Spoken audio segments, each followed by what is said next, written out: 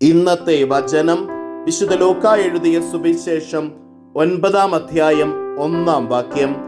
അവൻ 12 പേരെയും വിളിച്ച് സകല പിശാചുക്കളുടെയും മേൽ അവർക്ക് അധികാരവും ശക്തിയും കൊടുത്തു. അതോടൊപ്പം രോഗങ്ങൾ സുഖപ്പെടുത്താനും. കാരുണ്യവാനും സ്നേഹനിധിയുമായ നല്ല ദൈവമേ, അങ്ങേ തിരുസന്നിധിയിൽ ഞങ്ങളെ ഓരോരുത്തരെയും സമർപ്പിച്ചുകൊണ്ട് പ്രാർത്ഥിക്കുന്നു.